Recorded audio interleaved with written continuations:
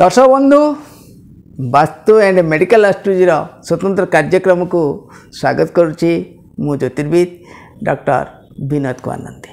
दर्शक बंधु पूर्व अध्याय भली आज अध्याय आपण को निश्चिंत भाव मनर जो रोचक भाव में आपन किछटा सहायक हम।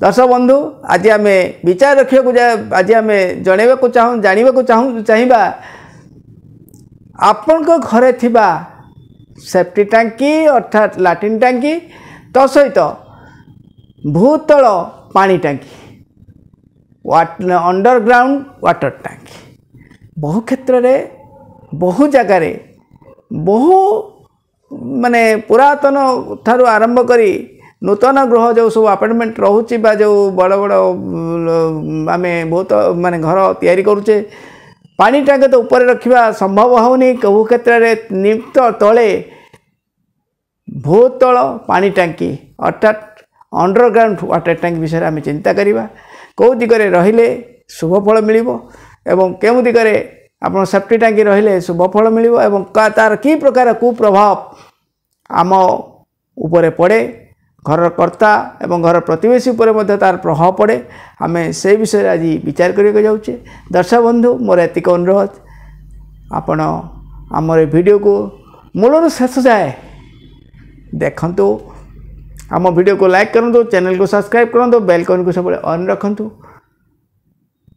आपणकर जहाँ भी दोष रही जदि आप घरे से कौन दोष रोता है जदि कौन बंधु बांधव सांग साथी को ऊपर किसी प्रभाव रोता है ताले तांको आपण सहयोग करवा एवं साहाय्य करने सुजोग दिंतु आम वीडियो को शेयर करांतु।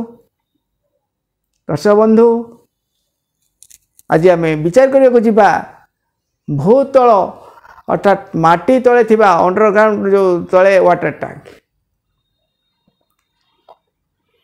जदि आपंकर दक्षिण पश्चिम दिगरे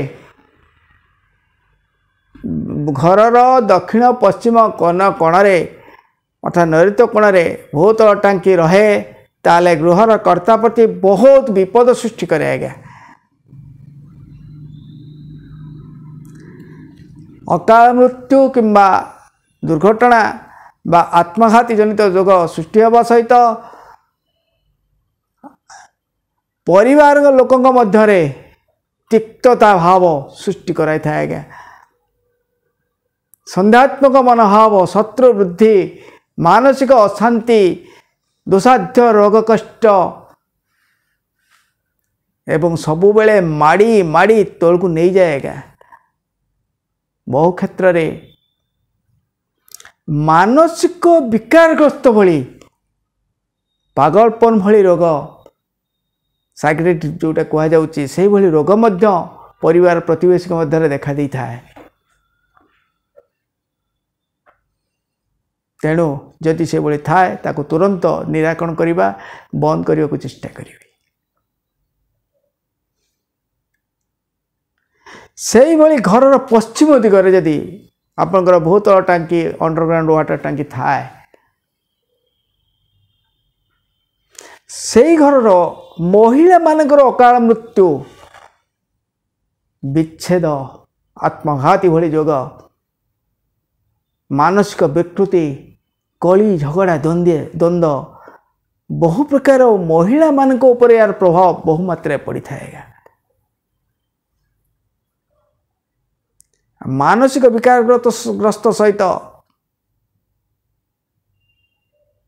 मानसिक विकारग्रस्त आदि प्रभाव सहित बहु दुस्साध्य रोगर प्रभाव से घर उपर को माड़ी आसे आज्ञा। से प्रति जत्नवान हवा निहाती आवश्यक एवं से घरे सुख शांति जोटी माँ माने अशांति जोटी माँ माने रोगग्रस्त कष्ट पाउछंती से घरे कौन शांति मिल आज्ञा। तेणु से प्रति ध्यान दबा निहाती आवश्यक। जदि उत्तर पश्चिम रे अर्थात वायव्य कोण रे जदि अंडरग्राउंड वाटर टैंक अर्थात भूतल पानी टांकी थाए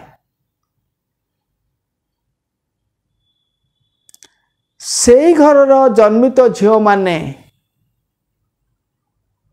कुप्रभाव कु असंगत लोक मानकर संपर्क आसी जाइथांती जहाँकि कौन ईर्षा एवं कौन माने अपचारिता लोक मानकर संपर्क को आसबार सुजोग मध्य से माने पाई जाती जहाँकि विपथगामी हबार अमानिया हबार एवं बहु प्रकार कथारे माने प्रतिद्वंदीर शिकार होती बापा माँ सम्मान गुरु गुरुजन प्रति सम्मान देवा ये सब कष्टकर हो जाए आज्ञा जहाँकि परिवार लोक माने बदनाम एवं अपदस्थ होबार शिकार मध्य होता ध्यान देवे दर्शक बंधु यह विशेष भाव में जदि यही जोग थाए ताको निश्चित भाव में आप सुधार चेष्टा करेंगे।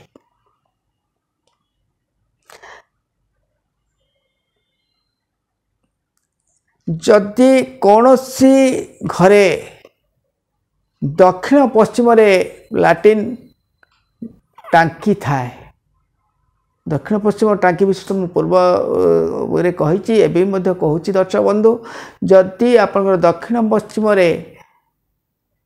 पायखाना टांकी थाए से घरर महिला मानकर विशेष भाव में गर्भपात हबार मध्य सूचना मिलता है आज्ञा दुस्वप्न कौन भूताणु दोषर प्रभाव महिला माने एवं पुरुष माने मध्य भी बहु क्षेत्र में आम देखीचु कि तथापि महिला मान बेसी प्रभाव पड़ी था आज्ञा संतान संतति में बहुत कष्ट दुख भोगवाक पड़ी था एपरिक पिलार पेटर पिला माने बहुत जगह मृत्युवरण जोटा कि गर्भपात भली जोग सृष्टि करें धातु जनित जोटा कि मासिक धर्म बा मासिक जो ऋतुर समस्या रोचे से क्षेत्र में किसी कष्ट महिला माने पाई थांती एवं शारीरिक कष्ट स्नायुगत दुर्बलता एवं कोलेस्ट्रॉल भली थायराइड भली बहु रोग मध्य परिवार प्रतिवेशी उपर प्रभाव पड़ी थाए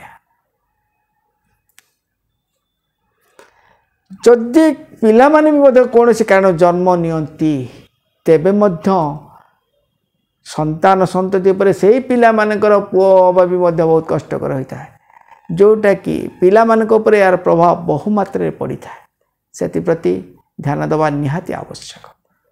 जदि दर्शक बंधु जदि आपणकर घर दक्षिण पूर्व रे भूतल टांकी जोटा कि अंडर वाटर टांकी भूतल टांकी पानी टांकी जदि थाए तेबे से घरे बहु क्षेत्र में वंशहानि हबार मध्य देखा देता है आज्ञा जहाँकि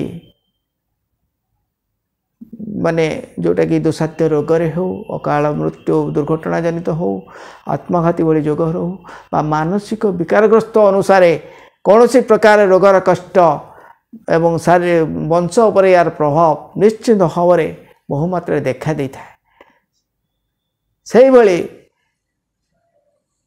यदि उत्तर पूर्व दिगरे आपणकर लाट्रिन टांकी रही थाए किंबा पायखाना थाए पूर्व स्थिति में आपन कही से घरर व्यक्ति विशेषक उपरे जनक परे जनकु रोग शोक भोग करिवार देखा दे थाए मानसिक मानदंड दुर्बल हवा सहित आर्थिक मानदंड बहुत दुर्बल हो जाता है आज्ञा अशांतिर वातावरण नहीं गति करि थांती तेणु दर्शक बंधु जदि ये भूतल टांकी पानी टांकी एवं सेफ्टी टांकी जदि यही दिग मानक थाए ताको तुरंत परिवर्तन करने सुजोग नियंतु विशिष्ट वास्तुविदर परामर्श लोड़तु जदि से भाई कुछ स्थिति नहीं आप परिस्थिति सृष्टि होता है आमे कहवा जे ये हूँ भाग्यर दोष किंतु कर्म दोष को आम के ध्यान दे न था वास्तु दोष प्रति आम ध्यान दे न था जन्म जातकर पारद स्थिति उपरको केवे ध्यान दे न था केवल भाग्य को आम स्थान ध्यान दे था आम भाग्य अच्छी भाग्य थिला आम भोगिले କିନ୍ତୁ ତାହା ନୁହେଁ ଆଜ୍ଞା। ଭାଗ୍ୟ ସହିତ କର୍ମ ଜଡ଼ିତ, କର୍ମ ସହିତ ଭାଗ୍ୟ ଜଡ଼ିତ। ତେଣୁ ଘରର ସ୍ଥିତିକୁ ନିୟନ୍ତ୍ରଣ କରିବା ପାଇଁ ଚେଷ୍ଟା କରନ୍ତୁ, ବାସ୍ତୁକୁ ନିୟନ୍ତ୍ରଣ କରିବାକୁ ଚେଷ୍ଟା କରନ୍ତୁ। ଜାତକ ଦେଖିଲେ ଆଜ୍ଞା, ଜାତକ ଆମେ ଦେଖୁଛେ ଜଣଙ୍କ ଉପରେ ଆମେ ବିଚାର କରୁଛେ ବ୍ୟକ୍ତିଗତ ଭାବରେ, କିନ୍ତୁ ବାସ୍ତୁ ସପରିବାର ଏପରିକି ପାଖରେ ଥିବା ପଡ଼ୋଶୀ ମାନେ ମଧ୍ୟ ତା'ର ପ୍ରଭାବ କରନ୍ତି। ଆମେ ସିନା କହୁଛନ୍ତି ପ୍ଲଟିଂ ହେଇଗଲା, ଆମ ଜାଗାରେ ଆମେ ରହିଲେ, ତାଙ୍କ ଜାଗାରେ ସେ ରହିଲେ, କିନ୍ତୁ ସେ ଦୋଷ ମଧ୍ୟ ପଡ଼ୋଶୀଙ୍କ ଉପରେ ମଧ୍ୟ କିଛି ପ୍ରଭାବ ରହିଥାଏ। ବାସ୍ତୁସ୍ଥିତିରେ ମଧ୍ୟ ରହୁଛି ଦିଗ ଦୋଷ, ଯେଉଁଟାକି କହିଲେ ଆପଣଙ୍କର 5 ତତ୍ତ୍ୱ ଅଗ୍ନି, ବାୟୁ, ଜଳ, ପୃଥିବୀ, ଆକାଶ। 5ଟି ତତ୍ତ୍ୱକୁ ନିୟନ୍ତ୍ରଣ କରୁଛି ସତ୍ଵ, ରଜ, ତମ। ଆମ ଶରୀର ଉପରେ, ଆମର କର୍ମ ଉପରେ, ଆମର ଯେଉଁ ସ୍ଥିତି ଉପରେ ସବୁକିଛି ସେଇମାନେ ନିୟନ୍ତ୍ରଣ କରନ୍ତି। ଏବଂ ବାସ୍ତୁ ପଞ୍ଚତତ୍ତ୍ୱ ଏବଂ ତ୍ରିଶକ୍ତି ଦ୍ୱାରା ସଂଶ୍ଳିଷ୍ଟ ଆଜ୍ଞା। ତେଣୁ ପଞ୍ଚତତ୍ତ୍ୱକୁ ନେଇ ବାସ୍ତୁ, ପଞ୍ଚତତ୍ତ୍ୱକୁ ନେଇ ଆମ ଶରୀର। ତେଣୁ ପଞ୍ଚତତ୍ତ୍ୱର ଗୋଟିଏ ତତ୍ତ୍ୱ ଯଦି ଆପଣଙ୍କର ଉଣା ହେଇଯାଏ, ନିଶ୍ଚିତ ଭାବରେ ଆମେ ତା'ର ଆଘାତ, ତା'ର ପ୍ରତିଘାତ ନିଶ୍ଚିତ ଭାବରେ ପାଇବା। ତେଣୁ ପଞ୍ଚତତ୍ତ୍ୱକୁ ନିୟନ୍ତ୍ରଣ କରିବାର ମୁଖ୍ୟ ସୂତ୍ର ରହୁଛି ଆପଣଙ୍କର ବାସ୍ତୁଶାସ୍ତ୍ର। କାରଣ ଗୋଡ଼ ଖସିଗଲେ ଜଣେ ମରିବ ଆଜ୍ଞା, ତୁଣ୍ଡ ଖସିଗଲେ ସହସ୍ର ଲୋକ ମରିଯାଆନ୍ତି। ଇଏ ଗୋଟେ ଆପଣ ସାଧାରଣ ନମୁନା ଆପଣଙ୍କ ରହିଲା। କାରଣ ଜାତକ ଉପରେ ଜନ୍ମିତ ଜନ୍ମ ଜାତକ ହିସାବରେ, ଲଗ୍ନ ହିସାବରେ ଆମେ ଗୋଟିଏ ସ୍ଥିତିକୁ ବିଚାର କରନ୍ତି, କିନ୍ତୁ ବାସ୍ତୁ ପରିବାରକୁ ଆଜ୍ଞା ଆଘାତ ଦେଇଥାଏ, ପରିବାରକୁ ସୁଖ ସମୃଦ୍ଧି ସ୍ଥିତିରେ ରଖିଥାଏ। ତେଣୁ ବାସ୍ତୁଶାସ୍ତ୍ରର ଯେଉଁ ଆତ୍ମତୃପ୍ତି ମିଳେ, ଯେଉଁ ସ୍ଥିତି ନେଇ ଆମେ, ବାସ୍ତୁର ଅନ୍ୟ ନାମ ହେଲା ବାସ, ବାସକୁ ଯେଉଁ ସ୍ଥିତି ରଖିବାକୁ କୁହାଯାଏ ବାସ୍ତୁ।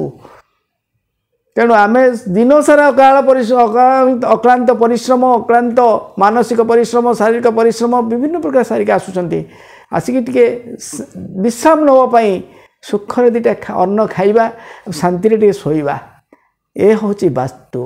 ଯଦି ପରିବାର ଭିତରେ ଶାନ୍ତି, ହସ ଖୁସି, ସ୍ନେହ, ସହାନୁଭୂତି, ପରସ୍ପର ଭିତରେ ଆନ୍ତରିକତା ନ ରହେ, ତାହେଲେ ସେ କି ଘର, କି ବାସ୍ତୁ? ତେଣୁ ସର୍ବପ୍ରଥମେ ନିଜର ଘରକୁ ସୁଧାରିବା ପାଇଁ ଚେଷ୍ଟା କରିବେ। ଘରକୁ ସବୁବେଳେ ସରସ ସୁନ୍ଦର କରିବା ପାଇଁ ତା'ର ପ୍ରତିକାର ବିଧାନ ମଧ୍ୟ କରିବାକୁ ଚେଷ୍ଟା କରନ୍ତୁ। ଏବଂ ଘରଟିଏ ତିଆରି କରିବା ପୂର୍ବରୁ ବିଶିଷ୍ଟ ବାସ୍ତୁବିତ୍ଙ୍କର ପରାମର୍ଶ ମଧ୍ୟ ଲୋଡ଼ନ୍ତୁ। ଆପଣ ଯେଉଁ କୋଟି କୋଟି ଟଙ୍କାର ଘର ଆମେ ଠିଆ କରିଦେଉଛେ, ଲକ୍ଷ ଲକ୍ଷ ଆମେ ଖର୍ଚ୍ଚ କରୁଛେ, କୋଟିଏ ଟଙ୍କା, 1.5 କୋଟି ଟଙ୍କା, 5 କୋଟି ଟଙ୍କା ପର୍ଯ୍ୟନ୍ତ ଆମେ ଘର କରୁଛେ, ଫ୍ଲାଟ୍ ବନାଉଛେ ଠିକ୍ ଅଛି, କିନ୍ତୁ ତାକୁ ଯଦି ଭଲ ବାସ୍ତୁବିତ୍ଙ୍କ ସହିତ ପରାମର୍ଶ ନେଇ ଯଦି ସେହି ଅନୁସାରେ ଆପଣଙ୍କର ନକ୍ସା ତିଆରି କରି ଯଦି ଆପଣ ଘରଟିଏ ତିଆରି କରନ୍ତି, ଯଦି ସେ ଘର ସୁଖ, ଶାନ୍ତି, ସମୃଦ୍ଧି ନ ଆସେ, ତାହେଲେ ସେ ଘର ସ୍ଥାୟୀ ଲାଭ କ'ଣ? ଆପଣ ଦେଖନ୍ତୁ ସହର ଟାଉନ ଜାଗାରେ ଆଜ୍ଞା, ମନ୍ଦିର ମାଳିନୀ ଜାଗାରେ କୋଠା ମାଳିନୀ କେତେ ଜଣ ଶାନ୍ତିରେ ଅଛନ୍ତି ଆଜ୍ଞା। ଯେଉଁ ଆପଣଙ୍କର ଗଭର୍ଣ୍ଣମେଣ୍ଟର ଯେଉଁ ସବୁ ସରକାରୀ ଯେଉଁ କ୍ୱାର୍ଟର ସବୁ ତିଆରି ହେଉଛି, ଆପଣ ଚିନ୍ତା କରନ୍ତୁ ଆଜ୍ଞା, ଲକ୍ଷ ଲକ୍ଷ ଟଙ୍କା ଦରମା ପାଉଛନ୍ତି, କିନ୍ତୁ ମାସ ଶେଷରେ ଅବସ୍ଥା କ'ଣ ହେଉଛି, ତାଙ୍କର ସ୍ୱାସ୍ଥ୍ୟଗତ ସ୍ଥିତି କ'ଣ ରହୁଛି, ତାଙ୍କର ମାନସିକ ସ୍ଥିତି କ'ଣ ରହୁଛି। ତେଣୁ ବାସ୍ତୁ ପ୍ରତି କେବେ ହେଲେ ମାନେ ହେଜ୍ଞାନ କରନ୍ତୁନି। ମୋର ଏତିକି ଅନୁରୋଧ ଦର୍ଶକ ବନ୍ଧୁ, ବାସ୍ତୁ ପ୍ରତି ବିଶେଷ ଧ୍ୟାନ ମଧ୍ୟ ଦିଅନ୍ତୁ। ଆଉ ଈଶ୍ୱରଙ୍କୁ ସବୁବେଳେ ପ୍ରାର୍ଥନା କରନ୍ତୁ, ଭଲ ଲୋକଙ୍କର ସଂସ୍ପର୍ଶରେ ଆସନ୍ତୁ। ତାହା ନୁହେଁ ଯେ ସବୁ ବାସ୍ତୁବିତ୍ ଯେ ସମାନ, ସବୁ ଜ୍ୟୋତିଷ ଯେ ବିଦ୍ୱାନ ମାନେ ଯେ ସମାନ ଫଳ ଦେଉଛନ୍ତି, ତାହା ନୁହେଁ। କେତେକ ଦେଖନ୍ତୁ, ଆମର ତ ବ୍ୟାଖ୍ୟା କରିବା, ତାକୁ କୌଣସି ପ୍ରକାର ବିଷୟରେ ଆଲୋଚନା କରିବା ତ ଠିକ୍ ନୁହେଁ, ତଥାପି କମର୍ସିଆଲ ବିଶେଷ ବ୍ୟବସାୟ ଭିତ୍ତିକ ଯେଉଁମାନେ ବହୁ କ୍ଷେତ୍ରରେ ପ୍ରତିଘାତର ଶିକାର ମଧ୍ୟ ଆଣୁଛନ୍ତି, ଯେଉଁଟାକି ନିଜକୁ ଖରାପ, ଅପମାନିତ ମଧ୍ୟ ଆମେ ଅନୁଭବ କରୁଛୁ। ତଥାପି ଆମେ ଚେଷ୍ଟା କରୁଛୁ, ସମସ୍ତେ ଯେ ସମାନ ଫଳ କହିବେ ତାହା ତ କେବେ ସମ୍ଭବ ନୁହେଁ। ସବୁ ସମୟରେ ସମସ୍ତଙ୍କ ସଂସ୍ପର୍ଶରେ ଆସିବେ ତାହା କେବେ ସମ୍ଭବପର ନୁହେଁ, କାରଣ ସେ ଯୋଗ ଅନୁସାରେ ଆପଣ ନିଶ୍ଚିତ ଭାବରେ ଠକାମିର ଶିକାର ହେବେ। ଯଦି ଯୋଗ ଆପଣଙ୍କ ଠିକ୍ ଅଛି, ତାହେଲେ ଭଲ ଲୋକଙ୍କ ସଂସ୍ପର୍ଶରେ ଆସିବେ ଏବଂ ନିଶ୍ଚିତ ଭାବରେ ଆପଣ ଜୀବନର ପଥ ଆପଣ ନିଜେ ସୁଧାରି ନେବେ, କାରଣ ସେଇଟା ହିଁ ଈଶ୍ୱରଙ୍କ ଉପରେ ନିର୍ଭର କରେ। ତେଣୁ ଈଶ୍ୱରଙ୍କୁ ସବୁବେଳେ ପ୍ରାର୍ଥନା କରନ୍ତୁ, ଈଶ୍ୱରଙ୍କ ପ୍ରତି ଧ୍ୟାନ ଦିଅନ୍ତୁ, ଆଉ ଈଶ୍ୱରଙ୍କ ଉପରେ ବିଶ୍ୱାସ ଭରସା ରଖନ୍ତୁ। ସେ ଈଶ୍ୱରଙ୍କ ମାଧ୍ୟମରେ ନିଶ୍ଚିତ ଭାବରେ କେହି ନା କେହି ଆପଣଙ୍କୁ ସାହାଯ୍ୟ କରିବା ପାଇଁ ହାତ ବଢ଼େଇ ଦେବେ ଆଜ୍ଞା। କାହା ମାଧ୍ୟମରେ ହେଲେ ବି ଆପଣ ଆସି ସୁଯୋଗ ପାଇଯିବେ, ନିଶ୍ଚିତ ଭାବରେ ଆପଣଙ୍କର ଜୀବନର ପଥ ଆପଣ ସୁଧରିଯିବ। ଦର୍ଶକ ବନ୍ଧୁ, ସବୁବେଳେ ଈଶ୍ୱରଙ୍କ ପ୍ରତି ବିଶ୍ୱାସ ରଖନ୍ତୁ। ସବୁବେଳେ ସତ୍ୟ ଶାନ୍ତି ଦୟା କ୍ଷମା ଆଜ୍ଞାର ପ୍ରତୀକ ହେବା ପାଇଁ ଚେଷ୍ଟା କରନ୍ତୁ। ଯେତେ ବଡ଼ ଦଣ୍ଡ ଆସୁନା କାହିଁକି, ଯେତେ ବଡ଼ କଷ୍ଟ ଆସୁନା କାହିଁକି, ସବୁବେଳେ ଈଶ୍ୱରଙ୍କ ପାଖରେ ନିଜକୁ ସମର୍ପଣ କରନ୍ତୁ। ଈଶ୍ୱର ହିଁ ମହାନ। ଆମେ ଈଶ୍ୱରଙ୍କ ସନ୍ତାନ, ଆମେ ଜନ୍ମ ନେଇଛନ୍ତି ଈଶ୍ୱରଙ୍କ ପଦ୍ଧତିରେ।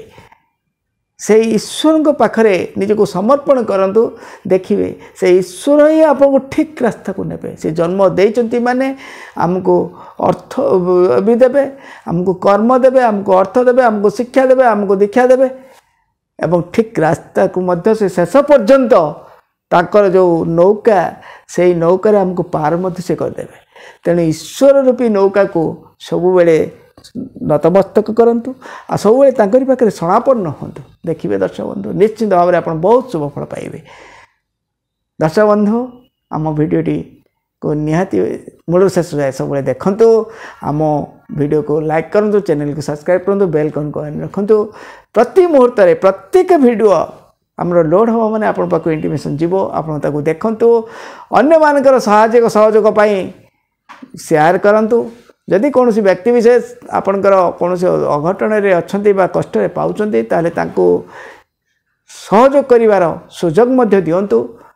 ଆଉ ମୁଁ ସବୁବେଳେ ଚେଷ୍ଟା କରିବି, ଆମ ଫାର୍ମ ମାଧ୍ୟମରେ ମୁଁ ଆପଣଙ୍କୁ ଏତିକି ସହଯୋଗ କରିବି, ମୋ ଶକ୍ତିମତ ଅନୁସାରେ ଆପଣଙ୍କୁ ନିଶ୍ଚିତ ଭାବରେ ସାହାଯ୍ୟ ସହଯୋଗ ଦ୍ୱାରା ଯଦି କିଛିଟା ପରିବର୍ତ୍ତନ ହୋଇପାରେ, ସେଥିପ୍ରତି ମୁଁ ନିଜକୁ ଧନ୍ୟ ମନେ କରିବି। ରହୁଛି ଦର୍ଶକ ବନ୍ଧୁ, ପୁଣି ଦେଖା ହେବ ଆଗାମୀ ଅଧ୍ୟାୟ ପୁଣି ଏକ ବିଷୟବସ୍ତୁକୁ ନେଇ। ସେତେବେଳେ ବିଦାୟ ଦିଅନ୍ତୁ। ନମସ୍କାର।